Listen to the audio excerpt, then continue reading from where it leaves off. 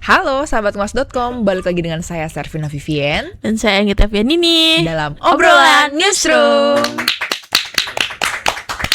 Gimana kabarnya Kak Anggi? Kita kayak cerah banget Cerah nih, banget. kuning-kuning walaupun di luar kayak lagi agak mendung ya. Oh iya, mendung kah? Panas ah. Panas ya? Oh, oke. Panas. Kayak ini kita juga mau bahas yang lagi panas-panasnya Panas-panasnya juga nih. Jadi Vi, dalam waktu kurang dari 2 pekan nih, dua upaya penyelundupan narkoba dari Malaysia berhasil digagalkan di bandara Indonesia. Di dua bandara Indonesia. Wow, gitu. dan yang paling menyita perhatian, salah satu pelakunya itu bukan penumpang biasa, melainkan seorang kopilot aktif maskapai Malaysia. Kasus pertama terjadi di Bandara Soekarno-Hatta. Kopilot berinisial MSBO, 39 tahun, bertugas menerbangkan pesawat Malaysia Airlines rute Kuala Lumpur, Jakarta. Nah, setelah pesawat mendarat, petugas bea cukai mencurigai sebuah koper setelah melakukan pemindaian X-ray. Nah, MSBO yang mengambil koper tersebut langsung diamankan untuk pemeriksaan. Ya, hasilnya petugas menemukan lebih dari 70.000 butir ekstasi dengan berat sekitar 26 kg serta 4 gram sabu di dalam tas pribadinya. Nah, polisi juga menyatakan bahwa MSBO positif metamfetamin, MDMA, dan kokain. Iya, dan menurut penyidik, tersangka mengaku dijanjikan imbalan 50.000 ringgit Malaysia atau sekitar 220 juta rupiah untuk mengantarkan narkoba tersebut dari Malaysia ke Indonesia. Oke, nah kalau pihak otoritas Malaysia ini menyatakan bahwa tersangka telah melalui prosedur pemeriksaan standar di Bandara Kuala Lumpur atau KLIA yang menggabungkan pemeriksaan petugas dan juga teknologi artificial intelligence. Padahal udah melewati itu dua petugas, maksudnya manusia dan AI. Gitu. Masih aja tembus gitu ya.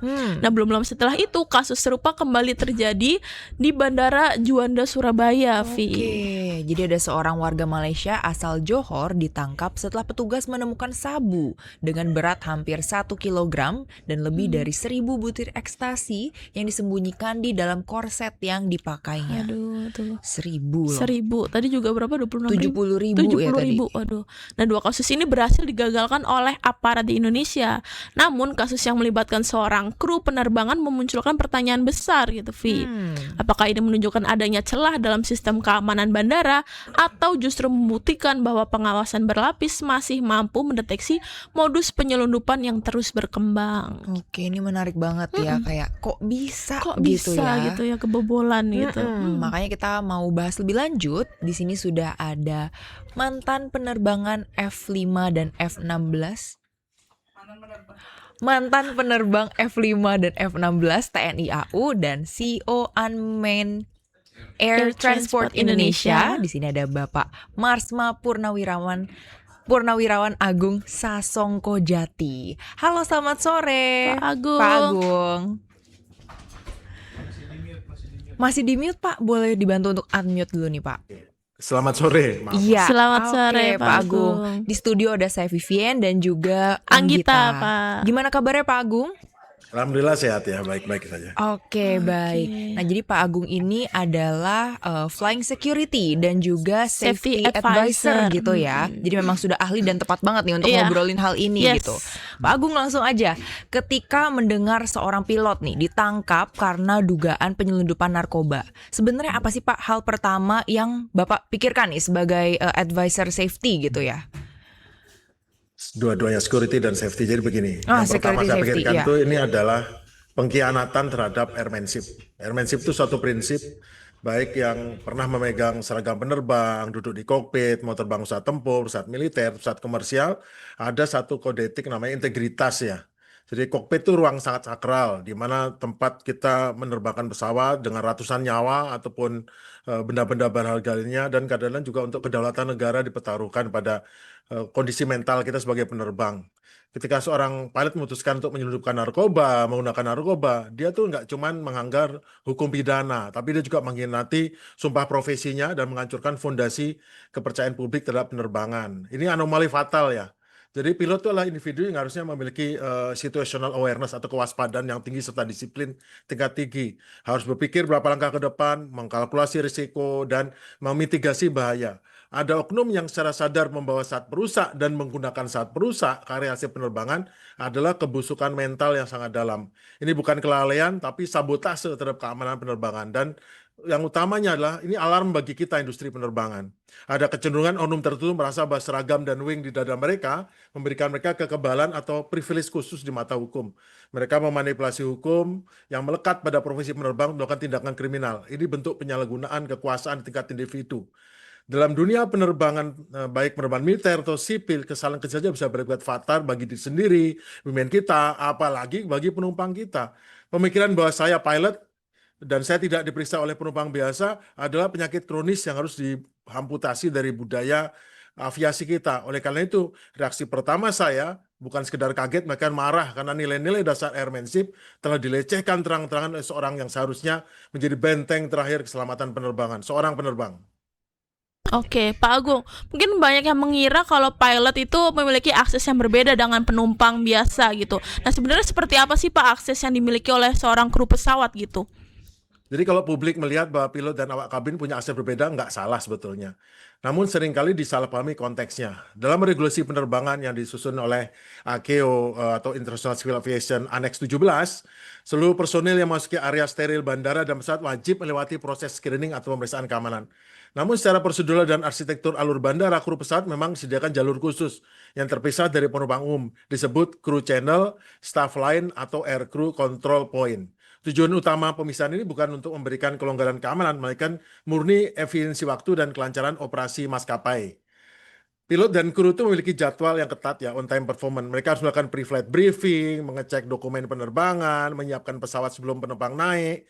Dan jika mereka harus ngantri bersama ratusan penumpang komersial di jalur reguler, maka operasi bandara akan kacau balau dan penerbangan mengalami keterlambatan. Oleh itu mereka diberikan fast track ya. Nah, meskipun jalurnya berbeda, mesin dan standar keamanan ditulis secara teori sama.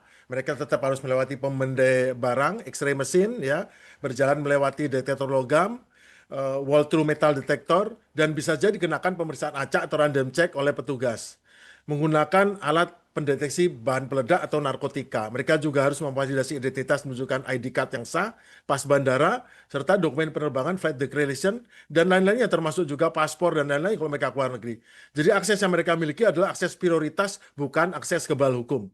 Ilusi bahwa kru memiliki kebebasan absolut inilah yang sering disalahartikan, baik oleh masyarakat awam maupun secara fatal oleh oknum kru sendiri yang mulai merasa mereka itu orang istimewa dan berada di atas sistem pemeriksaan reguler. Jadi ini yang harus di-stop bahwa mereka bukan istimewa, mereka diistimewakan untuk kecepatan, bukan untuk bebas dari pemeriksaan. Oke, jadi diistimewakannya ini hanya jalurnya aja, tapi kalau dari segi keketatan pengamanannya sama begitu ya Pak, alat-alatnya itu Ya, tetap betul. seperti penumpang biasa. Nah Pak, kalau misalnya seorang pilot ini membawa barang yang terlarang, lapisan pengamanan apa saja sih Pak yang seharusnya tuh bisa mendeteksi? Terus apa nih yang membedakan dari screening penumpang biasanya Pak? Jadi keamanan bandara modern itu seperti halnya militer ya, dibangun dengan konsep defense in depth atau pertahanan berlapis, keamanan berlapis. Lapis pertama adalah pemeriksaan administrasi dan profiling. Sebelum masuk area keberangkatan, sistem harus verifikasi bahwa seperti halnya penumpang, pilot harus memiliki memang sedang bertugas on duty atau setidaknya memiliki izin akses pas bandara yang valid. Lapis kedua adalah pemeriksaan fisik security checkpoint. Di sini seluruh barang bawaan kru seperti flight bag, koper kabin, dan lainnya wajib dimasukkan ke dalam mesin pemindai sinar X atau untuk diperiksa ya. Pada saat sama, personel yang bersangkutan harus berjalan melewati detektor logam juga. Jika detektor logam memberikan alarm, SOP mewajibkan petugas untuk melakukan pemeriksaan fisik secara manual, pat-down search namanya, atau melakukan detektor logam genggam handheld metal detector.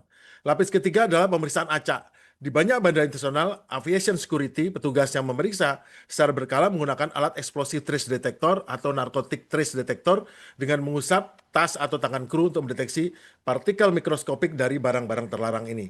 Di luar itu ada juga lapis keamanan dari unit K9 atau anjing pelacak yang sering berpatroli di area bagasi penumpang maupun kru.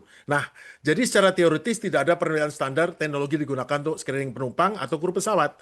Keduanya dirancang untuk menemukan anomali. Yang membedakan adalah tingkat profiling dan asumsi ancaman. Penumpang biasa diasumsikan memiliki tingkat risiko yang lebih acak dan tidak terprediksi, sehingga pemeriksaan cenderung lebih kaku dan memakan waktu. Sementara kru pesawat yang telah melalui uji latar belakang, background check yang ketat oleh maskapai dan otoritas negara diberikan tingkat kepercayaan awal initial trust. Kepercayaan inilah yang membuat durasi pemeriksaan mereka lebih singkat. Namun perbedaan waktu ini seharusnya tidak menurunkan sensitivitas sensor atau membatalkan kewajiban pemeriksaan lanjutan apabila ditemukan adanya indikasi yang mencurigakan di monitor X-ray atau monitor lainnya. Oke, Pak Agung, di dunia aviasi dikenal dengan istilah human factor gitu, Pak. Seberapa besar faktor manusia menjadi titik paling rentan dalam sistem keamanan di bandara terutama? Dan apakah karena pilot mungkin sudah kenal dengan petugas keamanan di bandara, jadi ada kemungkinan nih si pilot tidak melewati screening gitu, Pak? Nah, ini yang memang paling pertanyaan paling bagus ya. Jadi human factor atau faktor manusia memang bukan sekedar titik rentan, melainkan mata rantai paling lemah atau bahasa anunya the weakest link dalam seluruh arsitektur sistem keamanan maupun keselamatan penerbangan. Dalam kecelakaan penerbangan, statistik mengatakan bahwa lebih dari 80% insiden berakar pada kesalahan manusia, termasuk juga pengamanan dan keselamatan. Dan ini berlaku persis dalam keamanan bandara. Kita bisa pasang radar paling canggih atau mesin X-ray 3 dimensi terbaru dengan harga miliar rupiah. Tapi pada akhirnya keputusan untuk meloloskan atau menahan sebuah barang atau orang berada di tangan manusia yang menatap layar monitor tersebut atau mengamati orang atau barang tersebut. Kerentanan manusia ini termanifestasi dalam berbagai bentuk. Pertama adalah kelelahan, fatigue ya. Menatap layar monoton berjam-jam, menurunkan ketajaman visual dan fungsi kognitif. Kedua adalah faktor rutinitas yang membunuh insting kewaspadaan. Ketika ribuan tas lewat tanpa ada ancaman, otak manusia mulai memprogram dirinya untuk menganggap bahwa tas itu aman. Ketiga adalah korupsi, kolusi, dan intimidasi. Tugas keamanan juga manusia yang mungkin memiliki kelemahan integritas dan bisa disuap, atau sebaiknya mereka terintimidasi oleh pangkat, jabatan, seragam, orang yang mereka periksa. Dan terakhir, dalam teori keselamatan, kita mengenal model keju Swiss cheese model, di mana setiap lapisan pertahanan atau keamanan memiliki lubang kelemahan. Ketika lubang-lubang ini mulai dari kelalaian petugas X-ray, keengganan melakukan pat down karena sungkan pada pilot, hingga lemahnya pengawasan dari supervisor berada dalam satu garis lurus, maka terjadi tembusnya sistem keamanan. Faktor manusia menyumbang ukuran lubang terbesar dalam sistem tersebut. Oleh karena itu, membangun keamanan bandara tidak bisa hanya dengan membeli alat baru, tapi menuntut doktrin kedisiplinan yang terus-menerus diasah, dipelihara, diperiksa, diawasi. Mirip dengan cara kita melatih dan mengawasi penerbang tempur lah, seperti saya dulu. Tidak ada ruang untuk toleransi terhadap penyimpangan sekecil apapun. Dunia penerbangan tidak mentolerir penyimpangan sekecil apapun. Oke, jadi betul-betul keamanan, ketatan, ketertiban itu nomor 1 begitu ya, Pak. Betul. Nah, Pak, kalau misalnya pilot nih baru terungkap ternyata membawa narkoba saat tiba di Bandara Soekarno-Hatta, sementara keberangkatan yang pas berasal dari KLIA itu aman-aman aja gitu kan. Apakah pemeriksaan keamanan di bandara asalnya dan bandara tujuan memang punya fokus ataupun metode yang berbeda, Pak, sehingga hasilnya bisa berbeda? Karena kan tadi dikatakan pada saat di KLIA itu ada pakai AI dan juga ada petugas pengamanannya, kok bisa masih nggak bisa terbang gitu, masih bisa terbang gitu, Pak. Jadi ini poin paling krusial ya, yang kadang luput dari pemahaman publik dan kita juga semua ya. Fokus pemeriksaan di bandara asal departure dan bandara tujuan arrival memiliki filosofi, mandat hukum, dan otoritas penegak yang sama sekali berbeda. Pada saat keberangkatan di bandara asal seperti di Kuala Lumpur International Airport, otoritas yang berkuasa adalah Aviation Security. Mandat utama Aviation Security adalah Aviation Safety dan Security, yaitu mencegah terjadinya tindakan melawan hukum yang dapat membahayakan keselamatan penerbangan itu sendiri. Fokus utama mereka adalah mencari senjata api, senjata tajam, bahan peledak, atau cairan kimia berbahaya yang bisa dilakukan untuk membajak atau meledakkan pesawat. Narkoba secara teknis tidak akan menjatuhkan pesawat terbang. Jika disembunyikan dengan rapi dan tidak menyerupai bahan peledak, mesin X-ray, AFSEC, Aviation Security mungkin tidak akan terlalu memperdulikannya, dan petugas tidak menjadikan prioritas pencarian. Itu yang kita ketahui. Namun sebaliknya pada saat mendarat di bandara tujuan seperti Bandara Internasional Soekarno-Hatta, otoritas yang mengambil alih pertahanan atau pengamanan adalah instansi negara seperti Direktur Jenderal Bea Cukai, Custom, serta karantina. Fokus mereka bukan lagi keselamatan pesawat, melainkan perlindungan negara dari barang-barang selundupan, entah itu narkoba, uang tunai ilegal, barang mewah yang tidak kena pajak, hingga produk biologis yang berbahaya karena membahayakan flora fauna kita, ya. Jadi mesin X-ray yang digunakan oleh Bea Cukai di terminal kedatangan dirancang dan dioperasikan oleh personel yang dilatih secara spesifik untuk mengenal pola-pola penyelundupan bukan bahan peledak lagi, kan sudah mendarat kan. Perbedaan judisi dan fokus inilah yang menjelaskan mengapa seorang penyelundup bisa lolos dengan mudah di bandara keberangkatan. namun langsung ketangkap jaring di bandara kedatangan. Petugas bea cukai di negara tujuan memiliki insting teknologi dan kewenangan hukum yang berfokus penuh pada perlindungan kedaulatan batas negara dan barang ilegal. Sehingga pemeriksaan lebih tajam untuk kasus-kasus seperti penyelundupan dan peredaran narkotika lintas negara. Itu yang kira-kira ya, yang utamanya. Meskipun tetap sebetulnya harusnya di sana juga harus teliti, nggak mungkin harusnya lewat ini, kalau itu diperiksa dengan teliti. Oke, berarti memang petugas yang memeriksanya itu tadi beda bidang gitu ya Pak. Kalau yang tadi departure itu AFSEC, Aviation Security, terus yang datang itu udah lebih yang ke negara. Nah, tapi berarti beda dong Pak, nggak seketat itu kah? Dari segi mungkin alat keamanannya belum bisa mendeteksi kah Pak di Bandara KLIA? Di Bandara KLIA ya, jadi gini. Kan saya udah bilang tadi, pemeriksaan di Bandara KLIA itu fokus kepada bahan peledak atau bahan yang berbahaya atau cairan berbahaya gini.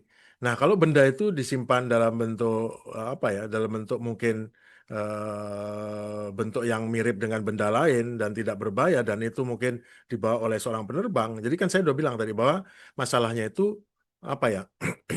Dalam dunia penegakan hukum modern, terutama berkaitan dengan kejahatan transnasional dan sindikat narkotika, tangkapan skala besar itu jarang terjadi merupakan hasil kebetulan dan pemeriksaan rutin di X-ray. Jadi biasanya mereka lolos saja karena memang X-ray-nya kan tidak memeriksa bahan peledak ya, tidak memeriksa narkoba dan segala macam. Dan apalagi itu pilot mungkin dianggap nggak bawa, mesti dia nggak minum apa, nggak obat terlarang. Kemudian dan mungkin peledak juga jarang masuk pilot bahan peledak tuh. Jadi kebanyakan operasi penangkapan ini meskipun tidak diakui adalah intelligent led operation atau yang digerakkan oleh informasi intelijen yang matang. Badan penegak hukum kita seperti BNN, Badan Narkotika, Kepolisian Bea Cukai bekerja dalam sebuah jaringan pertukaran informasi global dengan badan-badan intelijen negara lain. Ketika seorang pilot dicurigai menjadi kurir, aparat kemungkinan besar sudah melakukan profiling, menyadap komunikasi, mendapatkan tip-off dari informan di lapangan. Terkadang di negara asal bahkan sengaja membiarkan target lolos terbang. Sebuah taktik yang dikenal sebagai controlled delivery, penyerahan di bawah pengawasan. Dengan tujuan agar aparat di negara tujuan dapat melacak siapa penerima akhir dan barang tersebut sehingga seluruh jaringan dapat digulung ya narkoba. Pilot adalah profil target bernilai tinggi, high value target.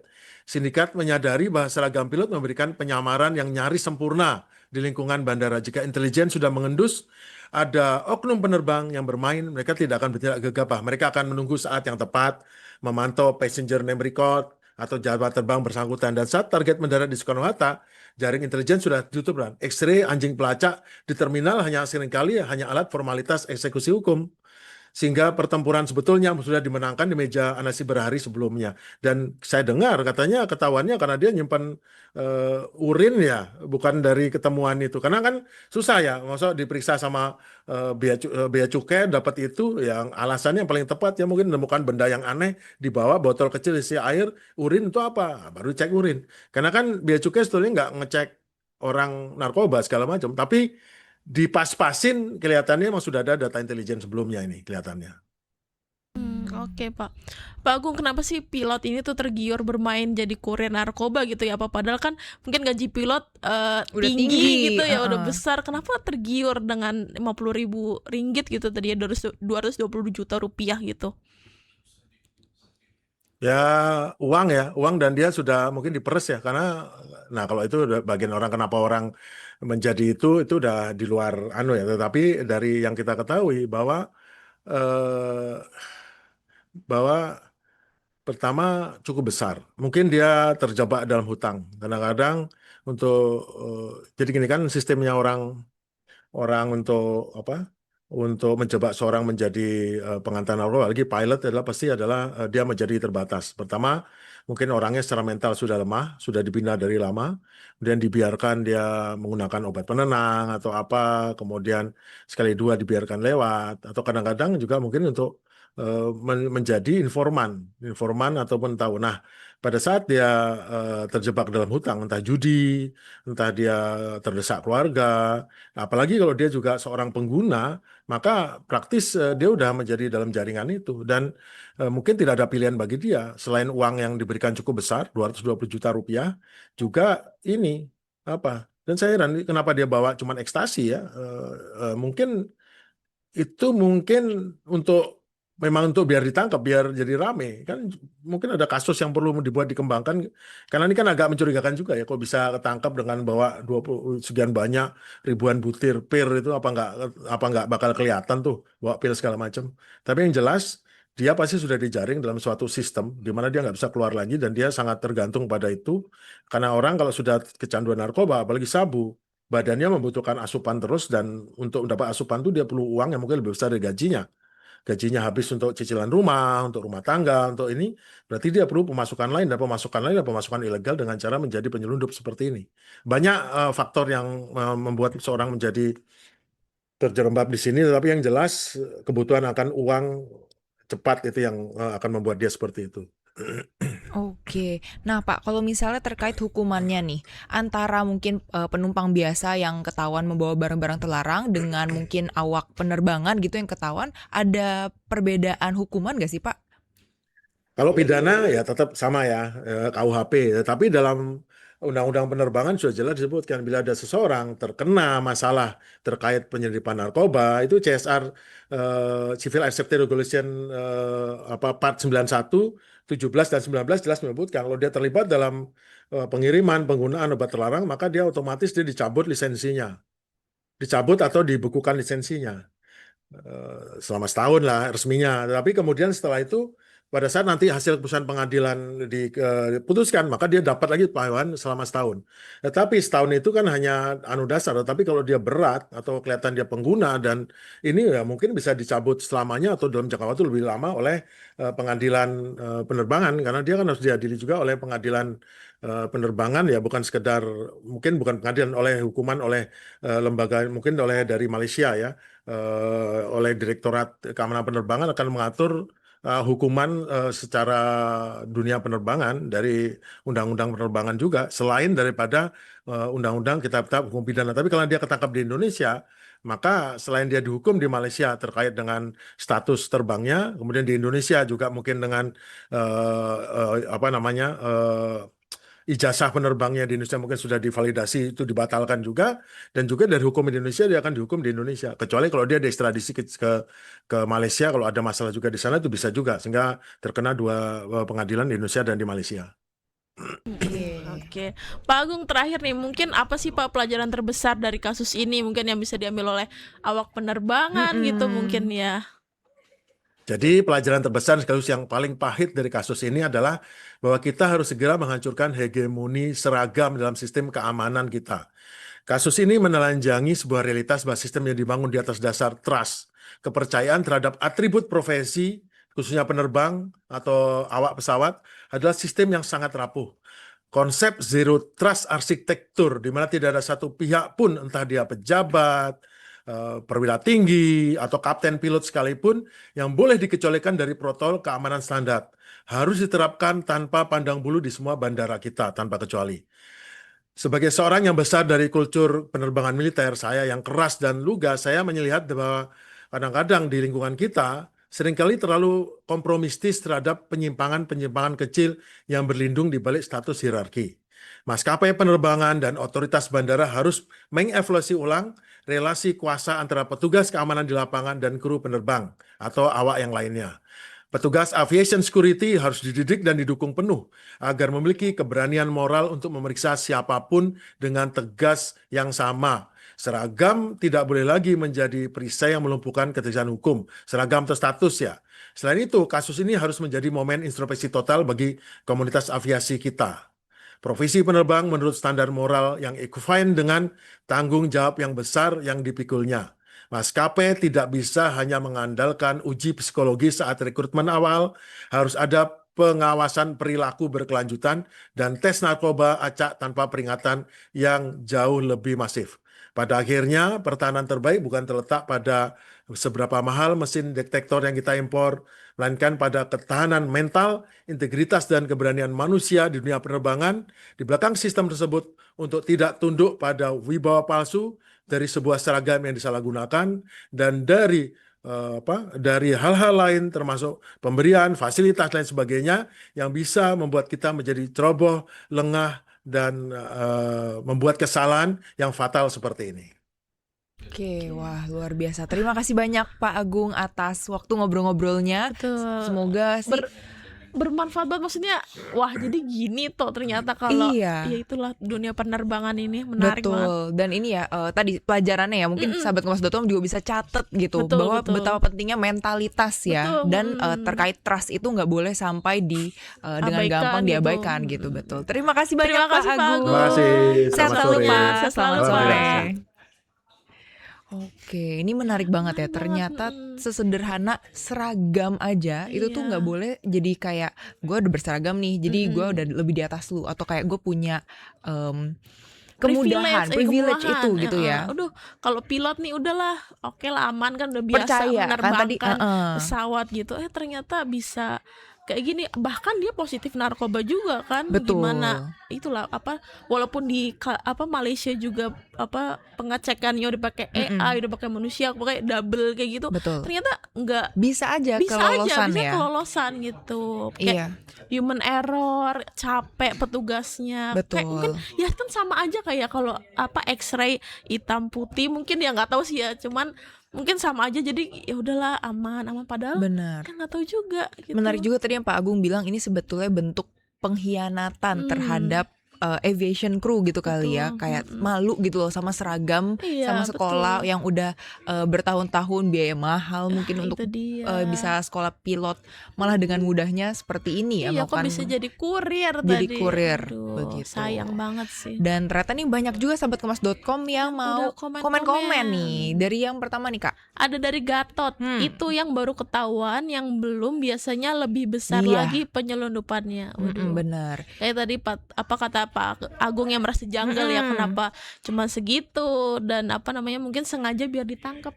Ada hal yang ditutupi gitu ya. Ada hal yang ditutupi gitu. Karena sebenarnya kan ini udah termasuk dalam sistem gitu ya. Jadi Iya. mungkin ya entah ada suatu hal yang lebih besar lagi Iya. mungkin. Terus ada juga dari Suma nih. Emang bener di TV ada beritanya tuh. Nah, jangan lupa juga untuk selalu bacanya Baca di itu di website kompas.com. kompas.com gitu. Jadi ada video berita juga di YouTube kita di kompas.com. Yes. Terus ada dari Su, ada penjual, ada pembeli, dicari rangkaiannya. Yes, Sistemnya sih, itu betul. ya yang mau dicari gitu. Benar. Ada juga dari Saga, hidup ini keras, harus kuat iman. Bener. Itu tadi. Bener, tadi ditanyain bukannya pilot gaji udah gede, Iya, udah masih gede, pakai tapi acara tetap aja. mau Iya, namanya kata Pak Agung tadi, namanya juga duit Namanya gitu juga ya, duit. in this economy. Tapi ya nggak boleh ya, itu narkoba itu. iya barang yang haram gitu ya. Jadi tetap Iya. harus perkuat lagi sih mentalitas itu ya, integritas. Betul, gitu. apalagi seorang Pilot. awak penerbangan Awak pilot penerbangan. gitu. Jangan ya, no ya, no baby. Oke, itu kali ya Kak ngobrol-ngobrol kita di sore hari ini. Tapi sebelum kita selesai, kita juga mau ajak sahabat Kompas.com untuk berdonasi nih. Betul. Karena setiap tahunnya biasa kita menjelang HUT Kompas.com kita akan ada jagat literasi. Betul. Karena setiap anak berhak mendapat kesempatan yang sama untuk belajar, namun tidak semua anak memiliki akses yang sama terhadap buku bacaan dan sarana literasi. Nah, makanya bersama Ekspedisi Kata ke Nyata 2026, Anda bisa membantu menghadirkan akses literasi bagi anak-anak di berbagai pelosok Indonesia melalui donasi sahabatkompas.com nih. Iya, karena setiap kebaikan yang sahabat Kompas berikan bukan hanya membuka jendela pengetahuan, tetapi juga membuka masa depan mereka.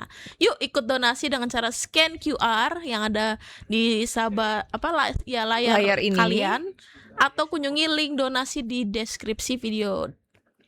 Dan donasinya terakhir ditutup akhir September. Ya, Vi. Jadi masih panjang waktunya, masih lama, jadi scan untuk donasi. Yes, nah itu aja kali ya Kak Anggi ya untuk betul. obrolan kita sore hari ini. Jangan lupa sahabatkompas.com untuk cek aja nih di description box dan klik linknya, ikutin semua tahapannya untuk berdonasi. Betul. Gitu.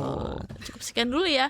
Jangan lupa untuk pantau update berita ini mungkin ya dari www.kompas.com atau di akun media sosial kita dari Facebook, Instagram, X, TikTok, dan YouTube. Jangan lupa untuk selalu saksikan Obrol Newsroom setiap Senin sampai Jumat hanya di YouTube kompas.com. Saya Ngita Fianini. Saya Servina Vivian beserta seluruh tim yang bertugas pamit undur diri. Sampai jumpa. jumpa.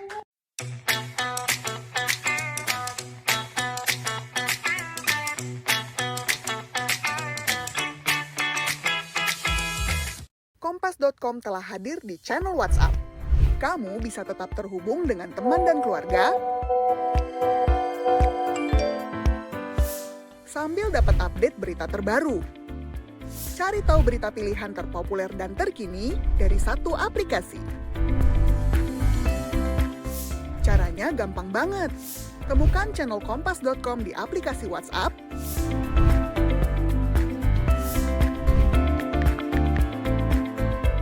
langsung follow, dan nikmati informasi langsung di genggaman kamu. Update dan sharing lebih mudah, gak bakal ketinggalan berita. Follow channel WhatsApp Kompas.com sekarang.